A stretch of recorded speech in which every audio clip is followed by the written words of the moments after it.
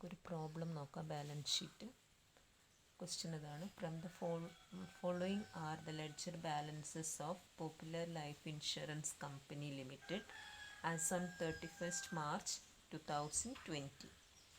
അപ്പോൾ ഈ ഓരോ ഐറ്റം കിട്ടിയിട്ടുണ്ടെങ്കിൽ ഇത് ലെഡ്ജർ ബാലൻസസ് ആണ്. ഇപ്പോൾ ഒരു സ്ഥലത്ത് മാത്രം കൊടുത്താൽ മതി നിങ്ങൾ.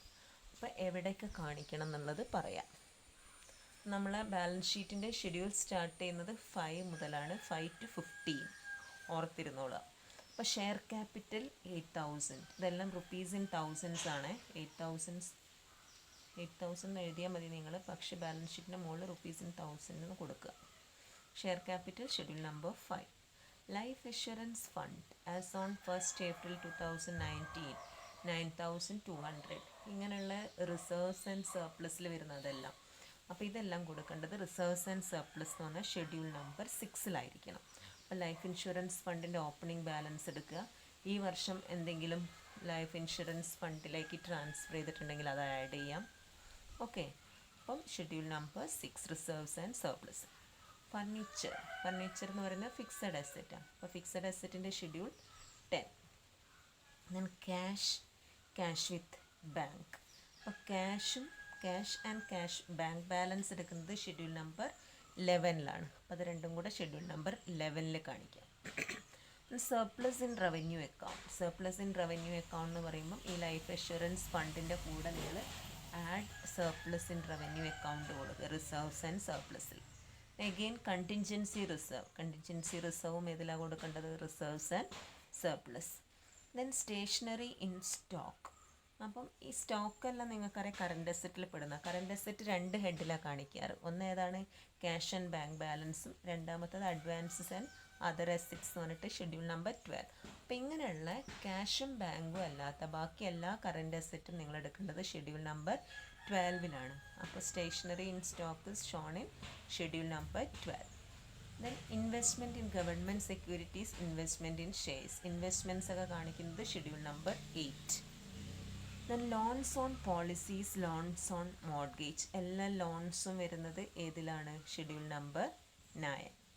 And agents balances, sundry debtors. ഈ ഏജൻറ്റ്സ് ബാലൻസ്, സൺട്രി ഡെറ്റേഴ്സ് എന്നൊക്കെ പറയുന്നത് കറണ്ട് അസറ്റ് ആയിട്ട് എടുക്കുക. കറണ്ട് അസറ്റിൽ വരുന്ന ഞാൻ പറഞ്ഞല്ലോ 2 ഹെഡ്സ്. ഒന്ന് ക്യാഷ് ആൻഡ് ബാങ്ക്, അല്ലെങ്കിൽ കറണ്ട് അസറ്റ് വേറെ ഏതിലാണ് വരിക? Advances and other assets. അപ്പോൾ ഏജൻറ്റ്സ് ബാലൻസ്, സൺട്രി ഡെറ്റേഴ്സ് ഒക്കെ ഷെഡ്യൂൾ നമ്പർ 12-ൽ. ദെൻ സൺട്രി ക്രെഡിറ്റേഴ്സ് എന്ന് പറഞ്ഞാൽ എടുക്കേണ്ടത് ഷെഡ്യൂൾ നമ്പർ 13 കറൻറ്റ് ലയബിലിറ്റീസിൽ. Then provision for taxation. അപ്പോൾ അതെല്ലാം നിങ്ങൾ കൊടുക്കേണ്ടത്, എല്ലാ പ്രൊവിഷൻസും കാണിക്കേണ്ടത് ഏതിലാണ്? ഷെഡ്യൂൾ നമ്പർ 14 പ്രൊവിഷൻസ് പറഞ്ഞിട്ട്. അപ്പം ഈ പ്രൊവിഷൻ ഫോർ ടാക്സേഷനും പ്രൊപ്പോസ്ഡ് ഡിവിഡൻറ്റും ഈ 2 സാധനം നിങ്ങൾ അവിടെ കാണിക്കേണ്ടത്. Provisions schedule number 14. Advance payment of tax, എല്ലാ അഡ്വാൻസസും കാണിക്കുന്നതിന് നമുക്കൊരു ഇതുണ്ട് schedule number 12 advances and other assets. അപ്പോൾ അഡ്വാൻസ് പേയ്മെൻറ്റ് ഓഫ് ടാക്സ് എവിടെ കാണിക്കേണ്ടത്? Schedule number 12. Prepare balance sheet. അപ്പോൾ ഇങ്ങനെ ഷെഡ്യൂൾ ഉണ്ടാക്കുക. ഇനി അതിൽ പോസ്റ്റ് ചെയ്താൽ മാത്രം മതി. ആ ഫോർമാറ്റിൽ വാല്യൂസ് എഴുതുക. അപ്പോൾ കാണിച്ചു തരാം.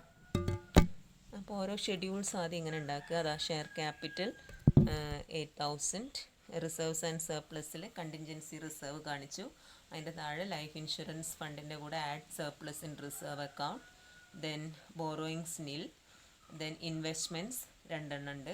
Investments in government securities and investments in shares. Then loans വരുന്നുണ്ട്. Schedule number 10 fixed assets. 11-ൽ cash and bank balance 2 items. Then advances and other assets total comes 368. Then current liabilities only 1 item. Schedule number 14 provisions only 2 items.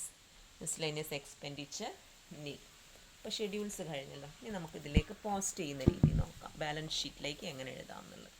അപ്പോൾ balance ഷീറ്റിൽ ഞാൻ പറഞ്ഞു കഴിഞ്ഞ് balance sheet is divided into 2 sections: sources of funds and applications of funds. അപ്പോൾ sources of ഫണ്ട്സിൽ first share holders ഫണ്ടാണ് കാണിക്കേണ്ടത്. അതിൽ first item share capital schedule number 5. അപ്പോൾ ടോട്ടൽ 8,000 റുപ്പീസ് ഇൻ തൗസൻഡ്സ് നമ്മൾ മുകളിൽ എഴുതിയിട്ടുണ്ട്. Reserves and surplus schedule number 6 9570. Borrowings നിൽ. ഓക്കെ, അപ്പോൾ ടോട്ടൽ സോഴ്സസ് ഓഫ് ഫണ്ട്സ് 15,570. അപ്പോൾ ആ ഫോർമാറ്റ് കണ്ടിട്ട് ആരും പേടിച്ചുകൊണ്ട് അത്ര എഴുതിയാൽ മതി, ഉള്ളത് എഴുതിയാൽ മതി. ദെൻ ആപ്ലിക്കേഷൻസ് ഓഫ് ഫണ്ട്സിൽ ഫസ്റ്റ് വരുന്ന ഇൻവെസ്റ്റ്മെൻറ്റ്സ് ആണ്. അപ്പോൾ investment schedule number 8, write down the amount. And loans schedule number 9. Then fixed asset schedule number 10, write the amount. Current അസെറ്റ്സിൽ cash and bank balance schedule number 11, advances and other assets total 368, schedule number 12. So you will get, ഇവിടെ എത്തുന്ന സമയത്താണ് നിങ്ങൾക്ക് തെറ്റാനുള്ളൊരു സാധ്യത. നിങ്ങളിവിടെ എത്തുമ്പോൾ എന്താ അറിയുക ചെയ്യേണ്ടത്, കറൻറ്റ് അസെറ്റിൻ്റെ ടോട്ടൽ എടുക്കണം. അപ്പോൾ കറൻറ്റ് അസെറ്റിൻ്റെ ടോട്ടൽ എന്ന് പറയുമ്പോൾ ഈ രണ്ട് സാധനം മാത്രം കേട്ടോ, 380 368. ഓക്കെ, ഇതിൽ നിന്ന് നിങ്ങൾ എന്ത് ചെയ്യണം, മൈനസ് കറൻറ്റ് ലയബിലിറ്റീസ്. അവിടെ എഴുതൊന്നുമില്ല മൈനസ്, പക്ഷെ നമ്മളത് ചെയ്തുകൂടാ. അപ്പോൾ കറൻറ്റ് ലയബിലിറ്റീസ് എന്ന് പറയുന്നത് ഷെഡ്യൂൾ നമ്പർ 13 പ്രകാരം 45 ഉണ്ട്. പ്രൊവിഷൻസ് എന്ന് പറഞ്ഞിട്ടൊരു 197 ഉണ്ട്. അപ്പോൾ ഇവിടെയും സബ് ടോട്ടൽ എടുക്കുക. ഇവിടെ സബ് ടോട്ടൽ എടുക്കുമ്പോൾ ശ്രദ്ധിക്കണം, ഏത് രണ്ടും മാത്രം കറൻറ്റ് ലയബിലിറ്റീസ് രണ്ടിനെയും ടോട്ടൽ എടുക്കുക. അപ്പോൾ 242 കിട്ടും. 45 പ്ലസ് 197 എന്ന് പറയുമ്പോൾ 242. അപ്പോൾ കറൻറ്റ് ലയബിലിറ്റീസ് ടോട്ടൽ കിട്ടി. ഇനി നിങ്ങൾ ചെയ്യേണ്ടത് ഈ കറൻറ്റ് അസെറ്റും കറൻറ്റ് ലയബിലിറ്റീസും തമ്മിലുള്ള ഡിഫറൻസ് കാണാം. 748 മൈനസ് 242, ദാറ്റ് കംസ് 506. അതിനെയാണ് നെറ്റ് കറൻറ്റ് അസെറ്റ് എന്ന് പറയുന്നത്. അപ്പോൾ നെറ്റ് കറൻറ്റ് അസെറ്റ് കണ്ടുപിടിക്കുക. അതാണ് എത്രയെന്ന് വന്നിട്ടുള്ളത്, 506. മിസ്ലേനിയസ് എക്സ്പെൻഡിച്ചർ നിൽ. അപ്പോൾ നിങ്ങൾ ആഡ് ചെയ്യുന്ന സമയത്ത് ഏതൊക്കെയാണ് ആഡ് ചെയ്യേണ്ടത്, ഇൻവെസ്റ്റ്മെൻറ്റ്സ്, ലോൺസ്, ഫിക്സഡ് അസെറ്റ്.